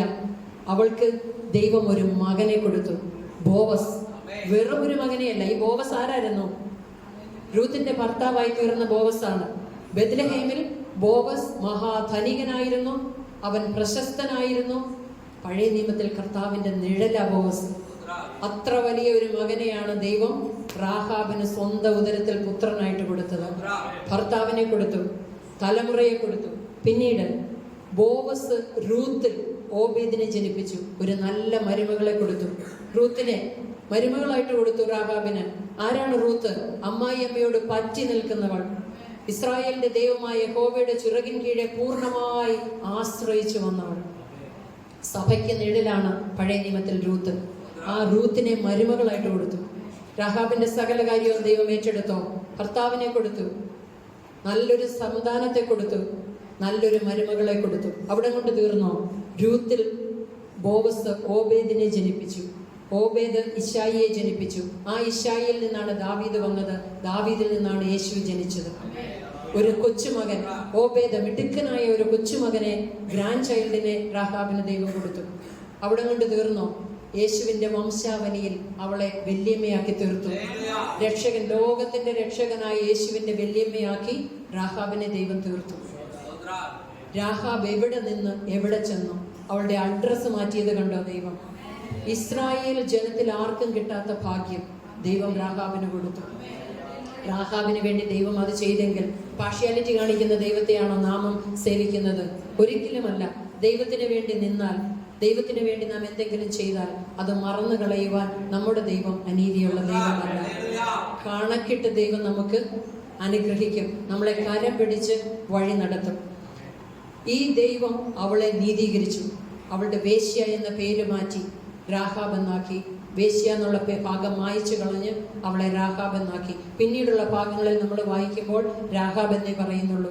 വേശ്യയായ രാഹാബ് എന്ന വചനം രാഹാബിനെ ഇൻട്രൊഡ്യൂസ് ചെയ്യുന്നില്ല. അതും കൂടാതെ ഈ 2-ാം അധ്യായം യോശുവയുടെ പുസ്തകത്തിൽ സ്വർഗത്തിൽ എന്നേക്ക് സ്ഥിരമായിരിക്കുന്ന ദൈവവചനത്തിൽ ഒരധ്യായം മുഴുവൻ രാഹാബിന് വേണ്ടി ദൈവം അങ്ങ് എഴുതി വെച്ചു. എത്ര വലിയൊരു പദവിയാണ് അവളെക്കുറിച്ച്. അവൾ ചെയ്തത് ലോകം മുഴുവൻ ഇന്നും നൂറ്റാണ്ടുകൾക്ക് ശേഷവും പ്രസംഗിക്കത്തക്കവണ്ണം, കർത്താവിനെ പ്രസംഗിക്കുന്നിടത്തൊക്കെയും ഇവളുടെ പേരും പ്രസംഗിക്കത്തക്കവണ്ണം ഒരു അധ്യായം മുഴുവൻ ഈ ബൈബിളിൽ എഴുതി വെക്കുവാൻ പരിശുദ്ധാത്മാവിന് പ്രസാദം തോന്നി. അവൾ ചെയ്തതെന്താ? ഒരു രാത്രിയിലെ ഏതാനും മണിക്കൂറുകൾ യഹോവയ്ക്ക് വേണ്ടി നിന്നു. പിന്നീട് അറിഞ്ഞ ദൈവത്തെ ഒരു നാളും കൈവിട്ടില്ല. ആ ദൈവത്തെ പിൻപറ്റി ജീവിച്ചു. നമ്മളിൽ നിന്ന് ദൈവം അത് ആഗ്രഹിക്കുന്നത്. എന്നെക്കുറിച്ചുള്ള പദ്ധതിയല്ല നിങ്ങളെക്കുറിച്ചുള്ള പദ്ധതി. രാഹാബ് ഒരു പാസ്റ്ററുടെ വൈഫായിരുന്നില്ല, കൊയറി പാടിയിട്ടില്ല, കൺവെൻഷനിൽ പ്രസംഗിച്ചിട്ടില്ല, ട്രാക്ട് ഒന്നും കൊടുത്തിട്ടില്ല. പക്ഷെ ദൈവം അവളെക്കുറിച്ച് എന്താഗ്രഹിച്ചോ അത് കൃത്യമായിട്ട് ചെയ്തു. യഹോവയുടെ പക്ഷത്ത് നിന്നു, യഹോവയോട് പൂർണ്ണമായി പറ്റി നിന്നു. നമ്മളെല്ലാവരെയും കുറിച്ചുള്ള ദൈവത്തിനുള്ള പദ്ധതി ഒന്നല്ല. ദൈവത്തിന് നമ്മളെക്കുറിച്ച് ഓരോരുത്തരെ കുറിച്ചും ഓരോ പദ്ധതിയുണ്ട്. നമ്മൾ പ്രാർത്ഥിക്കണം ദൈവസന്നിധിയിലിരുന്ന്, ദൈവം എന്നെക്കുറിച്ച് നീ എന്താ ആഗ്രഹിക്കുന്നത്, ഞാൻ എന്താ നിനക്ക് വേണ്ടി ചെയ്യേണ്ടത്. ദൈവം വഴി നടത്തും, ദൈവം ഗൈഡ് ചെയ്യും. ദൈവം ആഗ്രഹിക്കുന്ന പ്രകാരം നമ്മൾ ജീവിച്ചാൽ, ദൈവത്തിന് വേണ്ടി നിന്നാൽ, രാഹാബിനെ മാനിച്ചതിലും അധികമായിട്ട് ദൈവം നമ്മളെ മാനിക്കുവാൻ ഇടയായിത്തീരും. ആ രാഹാബ് പറഞ്ഞ കാര്യമാണ്. അവള് ആ ചെയ്തതും പറഞ്ഞതും ആ ഒറ്റുകാരുടെ വിശ്വാസത്തെ വർദ്ധിപ്പിച്ചു. രാഹാബിന്റെ വീട്ടിൽ വന്നു, രാത്രി താമസിച്ചു, പിറ്റേ ദിവസം ഇറങ്ങി പോയി ഒളിച്ചിരുന്നിട്ട് അവർ തിരിച്ച് യോശുവയുടെ അടുത്ത് ചെന്ന് പറയുന്ന വാക്യമാണ് ആ യോശുവയുടെ പുസ്തകം 2-ാം അധ്യായം അതിൻ്റെ അവസാന ഭാഗത്ത് നമ്മൾ വായിച്ചത്. അവർ ചെന്ന് യോശുവയെ തങ്ങൾക്ക് സംഭവിച്ചതൊക്കെയും അറിയിച്ചു.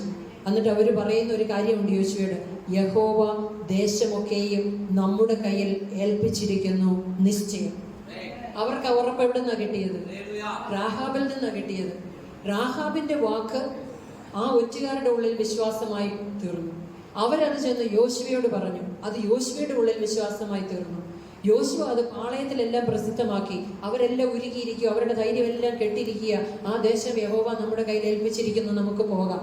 അത് ആ ജനത്തിൽ മുഴുവൻ വിശ്വാസമായി തീർന്നു. നമ്മൾ പറയുന്ന ഒരു വാക്ക്, നമ്മൾ ചെയ്യുന്ന ഒരു പ്രവൃത്തി, നമ്മൾ ആരെയെങ്കിലും ഒന്ന് ആശ്വസിപ്പിക്കുന്നത്, ഒന്ന് ബലപ്പെടുത്തുന്നത്, ഒന്ന് പ്രാർത്ഥിക്കുന്നത് അവരിൽ വിശ്വാസമായി പരിണമിക്കും. അവരിൽ നിന്ന് അത് മറ്റു പലരിലേക്കും പകരപ്പെടും.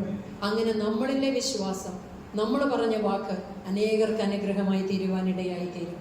അതുകൊണ്ട് നാമും ഈ രാഹാബിനെ പോലെ ദൈവത്തിന് വേണ്ടി നിൽക്കുന്നവരും പ്രാർത്ഥിക്കുന്നവരും പ്രവർത്തിക്കുന്നവരുമായി തീരുവാൻ നമ്മുടെ ജീവിതത്തിനിടയാക്കട്ടെ. നാം നമ്മുടെ ജീവിതത്തിൽ ആരെയും വില കുറച്ച് കാണരുത്. കാരണം ദൈവം എല്ലാവർക്കും കൊടുക്കുന്ന വില ഒന്നാണ്. ദൈവത്തിന് പാർഷ്യാലിറ്റി ഇല്ല. ആ ദൈവത്തിൻ്റെ ജനമായ നമ്മളും എല്ലാവരെയും, ചെറിയവരെയും വലിയവരെയും ഒരുപോലെ കാണണം. കാരണം നാളെ അവരെ ദൈവം ഏത് തരത്തിൽ മാനിക്കുമെന്ന് നമുക്കറിയത്തില്ല. അപ്പം നമ്മൾ ലജ്ജിതരായിട്ട് നിൽക്കുവാൻ ഇടയായി തീരരുത്. പകരം ഇന്നേ നമുക്ക് മറ്റുള്ളവരെ ബഹുമാനിക്കാം, മറ്റുള്ളവർക്ക് വേണ്ടി പ്രാർത്ഥിക്കാം, അവരോട് നന്നായി പെരുമാറാം. കാണുന്ന ദൈവം അവരെയും അനുഗ്രഹിക്കും, നമ്മളെയും അനുഗ്രഹിക്കും. നമ്മളിലൂടെ അനേകർ അനുഗ്രഹിക്കപ്പെടുവാൻ ഇടയായി തീരും. അതുകൊണ്ട് യെശയ്യാവിൻ്റെ ബുക്ക് 50 ചാപ്റ്റർ 55 വേഴ്സ് 8 and 9 അതുകൂടെ വായിച്ചുകൊണ്ട് ഞാൻ ദൈവസന്നിധിയിൽ ഇരിക്കുവാൻ ആഗ്രഹിക്കുന്നു. യെശയ്യാവ് 55-ാം അധ്യായം 8-9. എൻ്റെ വിചാരങ്ങൾ നിങ്ങളുടെ വിചാരങ്ങളല്ല, ദൈവം പറയുന്നു. നിങ്ങളുടെ വഴികൾ എൻ്റെ വഴികളുമല്ല എന്ന് യഹോവ അരുളി ചെയ്യുന്നു. നമ്മൾ വിചാരിക്കുന്ന തരത്തിലായിരിക്കത്തില്ല ദൈവം നമ്മളെ അനുഗ്രഹിക്കുന്നത്. നമ്മൾ വിചാരിക്കുന്ന തരത്തിലായിരിക്കത്തില്ല ദൈവം നമുക്ക് വഴി തുറക്കുന്നത്. കാരണം യഹോവയുടെ വഴികൾ നമ്മളുടെ വഴികളെക്കാൾ വളരെ വലുതാണ്. നമ്മളെക്കുറിച്ചുള്ള ദൈവത്തിന്റെ വിചാരം നമുക്ക് നമ്മളെക്കുറിച്ചുള്ളതിനേക്കാൾ വളരെ വലുതാണ്. അതുകൊണ്ട് നമ്മൾ ദൈവകരങ്ങളിൽ സമർപ്പിച്ച് നമ്മളെ തന്നെ താഴ്ത്തി കൊടുത്താൽ ദൈവം നമ്മളെ കരങ്ങളിൽ എടുത്ത് ഉപയോഗിക്കും. ദൈവം നമ്മളെ വഴി നടത്തും. ദൈവം നമ്മളെ അനുഗ്രഹിക്കും.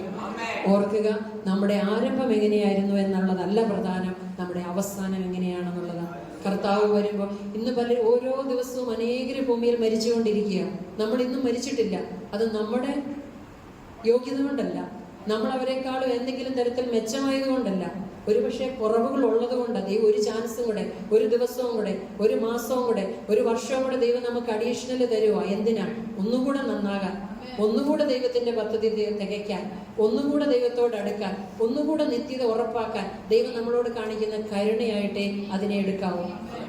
ഓരോ ദിവസവും നമ്മൾ ജീവിക്കുമ്പം ഇന്ന് എൻ്റെ ജീവിതത്തിലെ അവസാനത്തെ ദിവസമാണെങ്കിൽ ഞാൻ എങ്ങനെ ജീവിക്കും എന്ന് കരുതി വേണം നമ്മൾ ജീവിക്കാൻ. എപ്പോൾ കർത്താവ് വിളിച്ചാലും പോകാൻ റെഡിയായിട്ട് വേണം ജീവിക്കാൻ. നമ്മൾ ചെയ്യുന്നതിനെല്ലാം സ്വർഗത്തിൽ കുറിച്ചു വെക്കുന്ന ഒരു ദൈവമുണ്ടെന്ന് നമ്മൾ ഓർക്കണം. നമ്മുടെ നിക്ഷേപം സ്വർഗത്തിലേത് വലുതായിരിക്കട്ടെ. ഇവിടെ ഭൂമിയിലെ ബാങ്കിൽ വലിയ അക്കൗണ്ട് ഒന്നും ഇല്ലെങ്കിലും, ഒത്തിരി പൈസയൊന്നും ഇല്ലെങ്കിലും, വലിയ എസ്റ്റേറ്റുകളൊന്നും നമ്മുടെ പേരിൽ ഇല്ലെങ്കിലും, അതൊന്നും കൊണ്ടല്ലല്ലോ നമ്മൾ ഇങ്ങോട്ട് വന്നത്. ഈ ഭൂമിയിൽ ജീവിച്ച് അത്രയും നാളും നമുക്കെല്ലാം ദൈവം ലോണായിട്ട് തന്നതല്ലേ. ഈ തുണിയെല്ലാം ഇവിടെ ഇട്ടിട്ട് പോകണം, നമ്മൾ താമസിക്കുന്ന വീട് ഇവിടെ ഇട്ടിട്ട് പോകണം, ബാങ്കിൽ എത്ര ബാലൻസ് ഉണ്ടെങ്കിലും അത് ഇട്ടിട്ട് പോകണം, കാർ ഇവിടെ ഇട്ടിട്ട് പോകണം, ഭർത്താവിനെയും ഭാര്യയെ ഇവിടെ ഇട്ടിട്ട് പോകണം, മക്കളെ ഇവിടെ ഇട്ടിട്ട് പോകണം. ഇതെല്ലാം ദൈവം നമുക്ക് തന്നേക്കുന്ന ഈ ചെറിയ പീരീഡിലേക്ക് തന്നിരിക്കുന്ന ലോണല്ലേ. ബാങ്കിൽ നിന്ന് ലോൺ എടുക്കുന്നില്ല, അതൊക്കെ തിരിച്ചടയ്ക്കണം. ബാങ്കിൽ നിന്ന് ലോൺ എടുത്ത അതുപോലെ ദൈവം തന്നതെല്ലാം നമ്മൾ തിരിച്ചു കൊടുത്തിട്ടേ ഇവിടുന്ന് പോകാൻ പറ്റത്തുള്ളൂ. അപ്പൊ പിന്നെ എന്തിനാ ഇതിനു വേണ്ടി കിടന്ന് ഓടുന്നേ? എന്തിനാ ഇത്ര ആർത്തി കാണിക്കുന്നേ? നമ്മൾ വചനത്തിൽ വായിക്കുന്ന പോലെ ഉണ്ണാനും ഉടുപ്പാനും ഉണ്ടെങ്കിൽ മതി എന്ന് വെക്കാം. ഒന്നിനെ കുറിച്ച് നമുക്ക് ആർത്തി വേണ്ട. നടത്തും, ദൈവം നടത്തും. ദൈവത്തോട് പറ്റി നിൽക്കുന്നവരെ ദൈവം ശ്രേഷ്ഠമായിട്ട് നടത്തും. സ്വർഗത്തിന്റെ സ്റ്റാൻഡേർഡ് അനുസരിച്ച് ദൈവം നടത്തും. നമ്മുടെ ഹൃദയം അതിലായി പോകരുതെന്ന് മാത്രം. അങ്ങനെയെങ്കിൽ ദൈവം ശ്രേഷ്ഠമായിട്ട് നമ്മളെ വഴി നടത്തും, നിത്യതയിലെത്തിക്കും. യുഗായുഗം. ഈ ഭൂമിയിലെ ആയുസ് 70 ഏറിയാൽ 80. പക്ഷെ നിത്യത എന്ന് പറയുന്നത് അതുമായിട്ട് ഒരു തരത്തിൽ നമുക്ക് കമ്പയർ ചെയ്യാൻ പറ്റത്തില്ല. അത്രയേറെ നീണ്ട ഒരു പീരീഡാണ്. ആ നീണ്ട പീരീഡിലേക്കുള്ളത് നമ്മൾ ഉറപ്പാക്കി വെക്കണ്ടേ? ഇവിടെ കിടന്ന് ഈ വട്ടം കറങ്ങി ഈ 60 70 വർഷത്തേക്ക് വേണ്ടിയിട്ട് തമ്മിലടിച്ചും നമ്മൾ ആർത്തി കാണിച്ചും കുറുക്കു വഴികൾക്ക് പോയും എന്തിനാ നല്ലത് നമ്മൾ വേണ്ടാന്ന് വെക്കുന്ന, നഷ്ടപ്പെടുത്തി കളയുന്ന? അങ്ങനെ ആയിത്തീരാതിരിക്കട്ടെ. ഓരോ ദിവസവും നമ്മുടെ ജീവിതത്തെ ശോധന ചെയ്ത് ദൈവത്തിൽ വിശ്വസിച്ച് ഈ വചനം പഠിച്ച് ഈ വചനപ്രകാരം നമ്മൾ ഇന്ന് സങ്കീർത്തനത്തിൽ നിന്ന് കേട്ടതുപോലെ യഹോവയെ ഭയപ്പെട്ട് അവന്റെ വഴികളിൽ നടന്ന് നിത്യത പ്രാപിപ്പാൻ ദൈവം ഇടയാക്കട്ടെ. ആ വഴി ഏതാണെന്നും ആ വഴിക്ക് എങ്ങനെയാണ് നടക്കേണ്ടതെന്നും പഠിപ്പിക്കാനാണ് ഈ ബൈബിൾ നമുക്ക് ദൈവം തന്നിരിക്കുന്നത്. സ്വർഗത്തിൽ 3 പുസ്തകങ്ങളാണ് ഉള്ളത്. 1 ബൈബിള്, 1 ജീവന്റെ പുസ്തകം, 3 പ്രവൃത്തികളുടെ പുസ്തകം. ജീവന്റെ പുസ്തകത്തിൽ പേരെഴുതി കാണാത്ത എല്ലാവരെയും തീപ്പൊയ്കയിൽ തള്ളിയിടും. പ്രവൃത്തികളുടെ പുസ്തകം നമ്മൾ ചെയ്യുന്നതെല്ലാം അവിടെ ഓരോ സെക്കൻഡിൽ കുറിച്ച് വെച്ചുകൊണ്ടിരിക്കുക. 3-ാമത്തേത് ഈ ബൈബിളാണ്. ഇത് വെച്ചാ ദൈവം നമ്മളെ ന്യായം വിധിക്കുന്നത്. ആ ന്യായം വിധിക്കുന്ന പുസ്തകത്തിന്റെ കോപ്പി നമ്മുടെ കയ്യിൽ തന്നിട്ടുണ്ട്. അത് വായിച്ച് പഠിച്ച് മനസ്സിലാക്കി ജീവിക്കാൻ ഒരു ആയുസ് നമ്മുടെ കയ്യിൽ തന്നു. ഇനി അവിടെ ചെന്നിട്ട് നമുക്ക് പറയാൻ പറ്റുമോ, അയ്യോ എന്നെ അങ്ങനെ ശിക്ഷിക്കരുത്, എനിക്കത് അറിയത്തില്ലായിരുന്നു എന്ന് പറയാൻ പറ്റുമോ? ദൈവം ചോദിക്കത്തില്ലേ? 19 വർഷവും ആയുസും തന്നു, പുസ്തകവും കൈ തന്നു, പിന്നെ എന്നെ അടുത്തോണ്ടിരിക്കുവായിരുന്നെന്ന് ദൈവം മുഖത്ത് നോക്കി നമ്മളോട് ചോദിക്കും. അത് ചോദിക്കാൻ ഇടയാകരുത്. ഇത് വായിക്കണം, ഓരോ ദിവസവും വായിക്കണം, എന്നും ശോധന ചെയ്യണം. ഇതിൻ പ്രകാരമാണോ ഞാൻ ജീവിക്കുന്നത്? ഇനി എന്തെങ്കിലും കൂടെ ഒരു കറക്ഷൻ എൻ്റെ ജീവിതത്തിൽ വരുത്താനുണ്ടോ? ഒന്നുകൂടി എന്നെ ശുദ്ധീകരിക്കാനുണ്ടോ? ഈ ദൈവത്തിന്റെ സ്റ്റാൻഡേർഡിലേക്ക് വരാൻ എന്താണ് എൻ്റെ ജീവിതത്തിൽ കുറവെന്ന് ഓരോ ദിവസവും ശോധന ചെയ്ത് ജീവിച്ചാൽ നിശ്ചയമായും അങ്ങേക്കരയിൽ അതാണ് നമ്മുടെ ജീവിതത്തിന്റെ ലക്ഷ്യം. എങ്ങനെയും നമ്മുടെ പ്രാണപ്രിയന്റെ കൂടെ അങ്ങെത്തണം. കർത്താവിന്റെ വരവ് ഏറ്റവും അടുത്തു. ലോക സംഭവങ്ങളെല്ലാം അതാ വിളിച്ചറിയിക്കുന്നത്. അതുകൊണ്ട് നമുക്ക് നമ്മുടെ ചിന്തകളെ ഏകാഗ്രമാക്കി ഈ ദൈവത്തെ പിൻപറ്റി വാസ്തവമായും ജീവിച്ച് നമ്മളെ കാണുന്നവർ നമുക്ക് ഇന്നത്തെ കാലത്ത് നമുക്ക് ആരോട് സുവിശേഷം പറയാൻ പറ്റത്തില്ല, ട്രാക്റ്റ് കൊടുക്കാൻ പറ്റത്തില്ല, എല്ലാത്തിനും അങ്ങ് എതിർപ്പാണ്. പക്ഷെ ഒരു കാര്യം ചെയ്യാം, നമ്മുടെ ജീവിത സുവിശേഷമാക്കി മാറ്റാം. നമ്മളെ കാണുന്നവർ ക്രിസ്തുവിനെ കാണണം. നമ്മൾ പ്രവർത്തിക്കുന്നത്, നമ്മൾ ചിരിക്കുന്നത്, നമ്മൾ സംസാരിക്കുന്നത്, നമ്മൾ ഇടപെടുന്നത്, നമ്മുടെ കുടുംബജീവിതം, നമ്മുടെ ഭാര്യാഭർത്തൃ ബന്ധം, നമ്മുടെ കുഞ്ഞുങ്ങളുടെ ജീവിതം കാണുന്നവർ പറയണം അവരിൽ എന്തോ വ്യത്യാസമുണ്ട്. അവര് സേവിക്കുന്ന ദൈവത്തെ എനിക്കും വേണമെന്ന് അവര് പറയണം. സുവിശേഷമൊന്നും പറയണ്ട, നല്ല മാതൃകയുള്ള ജീവിതം നയിച്ചാൽ മതി. അങ്ങനെ തന്നെ അനേകർ കർത്താവിനെ അറിയുവാനിടയായിത്തീരും. അതുതന്നെ ഒരു വലിയ ദൈവപ്രവൃത്തിയാണ്. അങ്ങനെ ദൈവത്തെ സേവിച്ച് ദൈവത്തെ മാനിച്ച് ജീവിച്ച് നിത്യത കൈവശമാക്കുവാൻ ദൈവം നമ്മെല്ലാവരെയും സഹായിക്കുമാറാകട്ടെ. അവസരം തന്ന ദൈവദാസനോടും സഭയോടും പ്രത്യേകം നന്ദി പറയുന്നു.